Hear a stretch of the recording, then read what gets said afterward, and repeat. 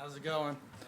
So I just want to thank you guys for inviting me to come down here and speak. And only shared my testimony like 3 times, so we'll see how it goes. I grew up around Coatesville. My mom is from Red Bank, New Jersey, and my dad's from North Yorkshire, England. So if you hear his wacky accent, that's where he's from. I didn't grow up in a Christian household. We went to Episcopalian church on the holidays, so like Christmas and Easter every once in a while. The older I got, the less we went. I had a good childhood though. Both my parents were there, pretty much the whole time. They great parents. My dad actually got sober when I was 4 years old and just stopped drinking. It's brilliant. But growing up, I was a very energetic kid, had no self-control one bit, Was that 4-year-old that, my parents would take me on walks, you know what I mean? And I would walk 3 or 4 miles with them without them, wah, wah, wah, you know what I mean? The little kid all the way the back. I'd be with my parents the whole time walking, So at a young age, going to elementary school, and I kind of got like diagnosed with like ADHD and stuff, and hyperactive, and in elementary school, my teachers told my parents I should see like a psychiatrist. So in 3rd grade, I got put on like ADHD medication, like amphetamines and Adderall and Ritalin and all that. Worst thing that ever happened to me, to be honest. One of the mistakes that happened in my life, and I don't blame my parents for it. They didn't know.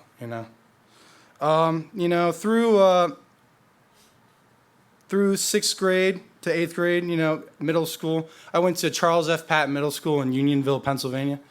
I was a follower. I never fit in. I ran track and field and cross country. That was my sport. I was really good at it. And at this time, I had started kind of like growing up, and I kind of started getting into like arguments with my parents. I had no self-control, and I was a self-centered brat. Just how I was. I didn't know how to fix it. I started seeing a therapist and a psychiatrist and all that. And my mom's in the back. She knows. If I didn't get my way, I would complain, and I was a brat about it. And I have no excuse for that. I didn't. And in school, there were certain things that I was good at, but I did not apply myself in the things I did not like to do. I didn't like doing homework, so I didn't do homework. And I was not honest with my parents about school. I wasn't honest with them. I was a liar, in fact. I lied to their faces. At this point, my anger and, just not getting what I wanted, they put my psychiatrist I was seeing put me on mood stabilizers. I forget the exact name of the drug, but made me even keel. In 8th grade, I had a group of friends, acquaintances. I was that kid that never could fit in anywhere. I was always lonely. There's certain groups that I could kind of click into, but then I would just end up not being friends with any of them. But in 8th grade, I had this group of friends like party, like skateboard, smoke weed, drink. And I kind of started, hanging around them a little too much. And there was actually one night, I remember, right after school, I didn't even call my parents, didn't tell them anything. In 8th grade, I walked all the way down Route 82, went to my friend's house, and didn't tell him anything. And that was the first time I partied. I drank and smoked weed that night. And, I loved it. I absolutely loved it. I didn't realize that was the enemy at that point trying to take me down, I come from like a family of, a lot of people in my family. I have a lot of addicts, a lot of alcoholics that, fortunately, a lot of them, my grandfather's one, got sober and haven't drank. But unfortunately, they don't know the Lord as well, They don't know the Lord. But come from a family of recovered alcoholics. In ninth grade, my parents kind of like, not rebuked me, but like, so you got to get your life together, you know what I mean? And in ninth grade, I kind of tried to start doing better in school, started running track, running a sub 440 mile, and then running under a minute 800 meter. I got average grades. I was still lonely, and I couldn't fit in. In 10th grade, I started drinking and smoking again, and I actually started selling my ADHD meds to buy drugs I wanted. Started selling Adderall, and I stole my dad's meds. I stole my mom's Xanax or Klonopins just so I could, get what I wanted. Grades start to plummet, start stealing from my parents. I start seeing therapists. Just started stealing money, you know what I mean? And having no care at all, deliberately backstabbing my parents. Great parents, they were always there for me. My dad and I, when I was in 5th grade, fell in love with fishing, you know what I mean? That's our thing to do. And I just completely, stopped and wanted to do whatever I wanted to do. In the summer of my sophomore year, going into my junior year, I got into an argument with my mom, very, very serious argument. And I left the house and hopped on my skateboard and went down Route 82. I don't know if you guys know Route 82, but it's a very busy road, 2-lane road. And I kept just, skateboarding down. And then I looped all the way around to this road called Apple Grove Road. Then I went up Tapeworm. Then I went back to Newark Road, which goes all the way into Delaware. And Newark Road, right where it meets 82, has a huge hill, like a big hill. I mean, it's a big hill. And I had the bright idea of hopping on my skateboard and bombing this hill. And I got these, I don't know if anyone here has skateboarded before, but I got a speed wobble. And I went like, and I fell into actually scraped my whole body along the side of the road, and there was a car right there too, and I like ran into the back of the car. And I got up, I hit my head, and my whole arm was gashed open. I wish I could show you the scar, it's still there. But I quickly ran back to the house. I wasn't crying or anything. I just had a whole bunch of blood just coming down my arm. And we went to Westchester, the hospital in Westchester, and the doctor stitched it up, tried to clean it out. Did not clean it out well enough because it got seriously infected. And I was in the hospital for a month getting surgeries. Oh, I thought I was going to die. Like, my whole arm was infected, green pus just coming out of this arm. It was the most disgusting thing ever. But while I was in the hospital during those surgeries, I got put on painkillers, Percocets. And that's where I kind of fell in love with perks, opiates, oxys, anything that, made me feel like those made me feel. And I started seeing a drug counselor. That whole junior year was me pleasing myself, pleasuring myself, doing what I wanted to do with my life, which was slowly killing me. It was slowly killing me. So at the end of that summer, I started sniffing heroin, or going into the summer of my senior year, getting it from Coatesville. I don't know if you guys are familiar with Coatesville. Terrible area. It's old steel town. It's a piece of crap place.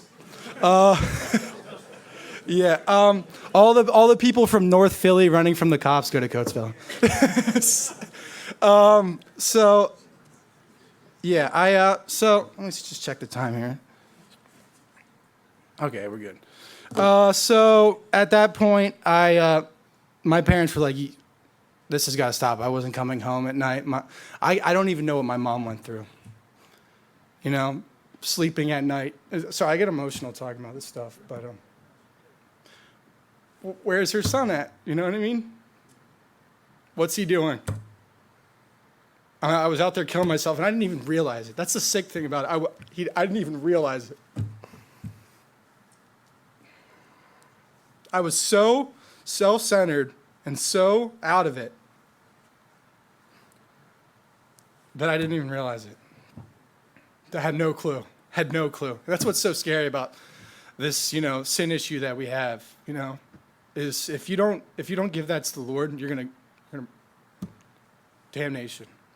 So I went to this drug counselor, and they sent me off to rehab. Care and treatment centers in Berks County in Warnersville. Really nice rehab. That's where my dad went when he got sober when I was 4 years old. And it was, it was nice. that literally had a sandwich bar. Literally could go up to like a person in the cafeteria and they make you any kind of sandwich you wanted. It was sweet. I still didn't get it though, you know what I mean? I was there for the 4 months. I stayed there for 4 months. It was the adolescent program. I was 17, turned 18 in that program. And it was AA. And I mean, I'm not going to hate on what AA does, but it wasn't for me. It didn't work at all. But I mean, I did. So after this point, I, went through the 4 months there. Then I moved to Scranton, Pennsylvania, which that's another crap town as well. That place is disgusting. I mean, what's bad? I go up to Bangor. I live in Bangor now, right? And they got snow year round. There's snow there. And the potholes are worse in Scranton, Pennsylvania. Just a crap town. Corrupt. The politics there are absolutely disgusting. I mean, Joe Biden's from there. Yeah, absolutely. But that's besides the point. So I went in this place called Serenity Lodge, and don't get confused by the name. It wasn't a Christian place. It was. I didn't do well there. I stayed sober for a year in that halfway house, so I stayed there for like another 7 months. And I learned how AA worked, and it's just idolizing the program. That's all it is. You're idolizing God. You're idolizing the program, the AA program.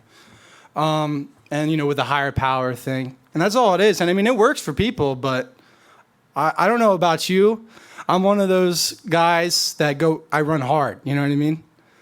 And why would I sell myself short like that? You know what I mean?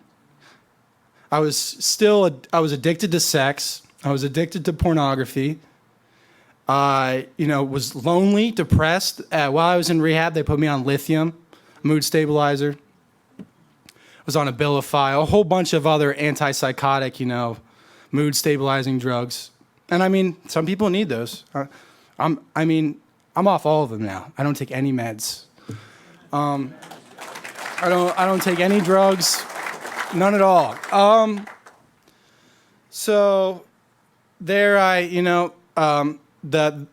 had a terrible relationship with the person that ran Serenity Lodge, and I guess they liked me, but it was just not a good fit. So Serenity Lodge is in Nicholson, Pennsylvania, and I moved to Scranton.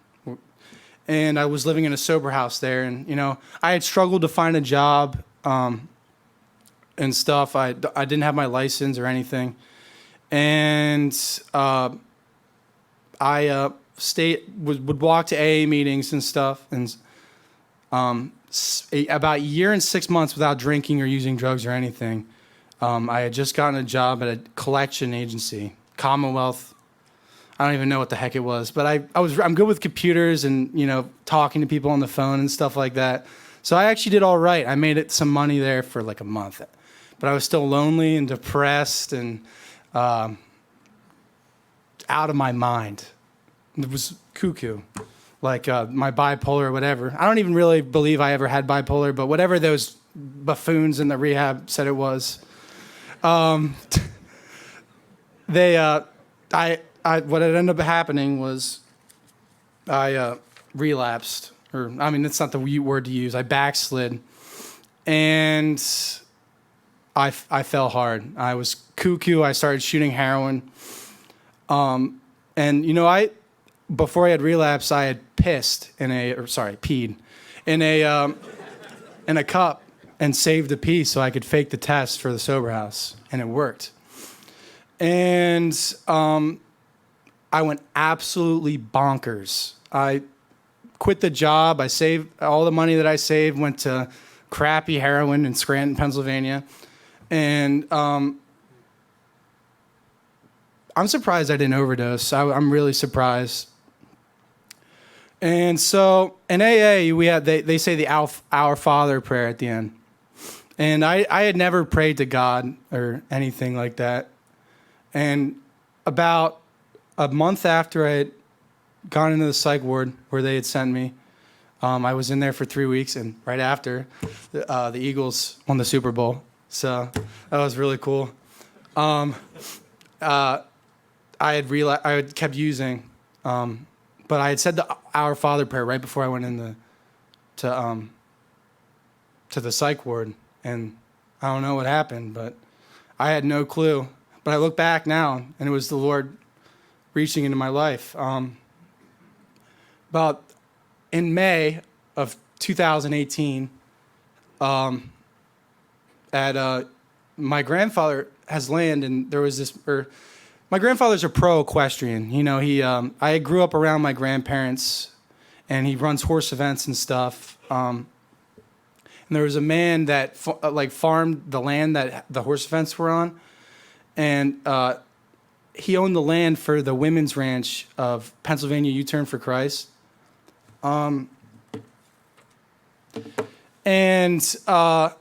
He had told my grandfather about this place in Lebanon, Pennsylvania, the men's ranch or whatever.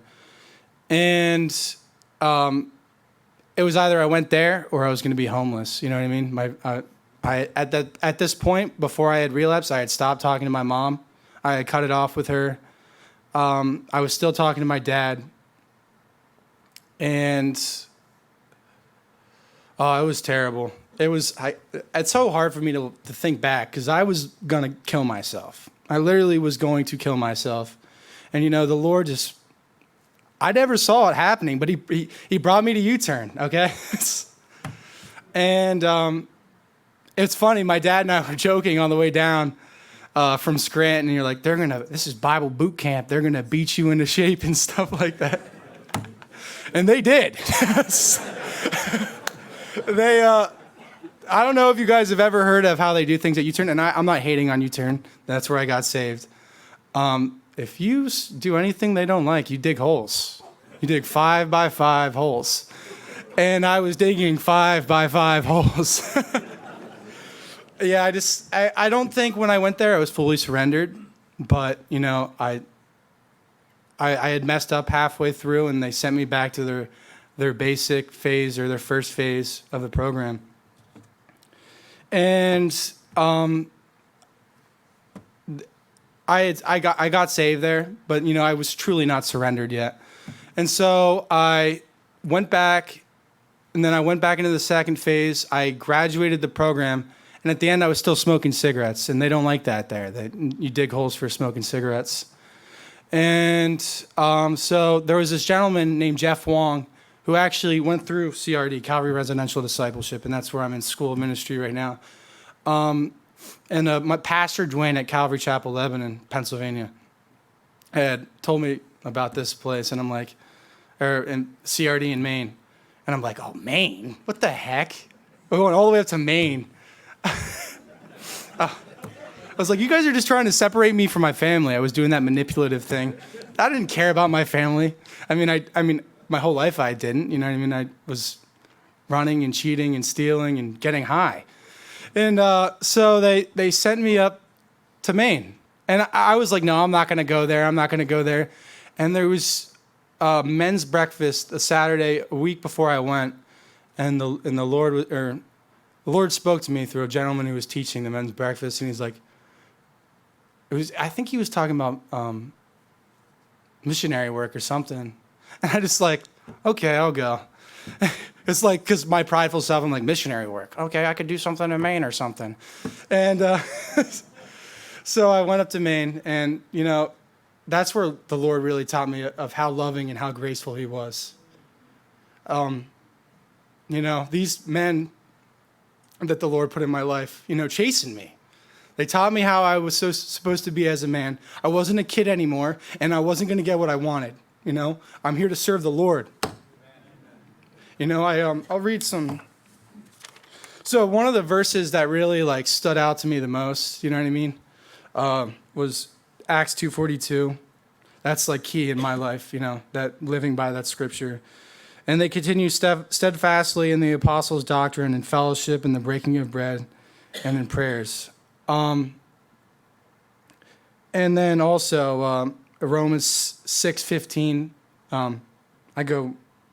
It's a lot there, but it's talking about Ken always talks about what the true definition of being an addict is, and it's to devote yourself to one thing. And I was addicted to heroin. Now I'm addicted to Jesus. I've devoted my life to serve him. And that's what I'm here to do, And as you can see, times are really crazy right now, so it's a perfect time to, fish for men, you know what I mean? People just like me who, had nothing left. Absolutely, I was on my knees saying some prayer, Our Father, and I didn't even know what I was praying to. And God plucked me up out of Scranton, Pennsylvania, and brought me into his fold. And, CRD is such a great program, It's like a family up there, It's not like AA. It's not like any of these worldly, programs, there's all kinds of places people are sending. And druggies and, as Ken says, drunkards. And they don't work. For me, they didn't work. But, Jesus saved my life. And that's all I got. Thanks for letting me share.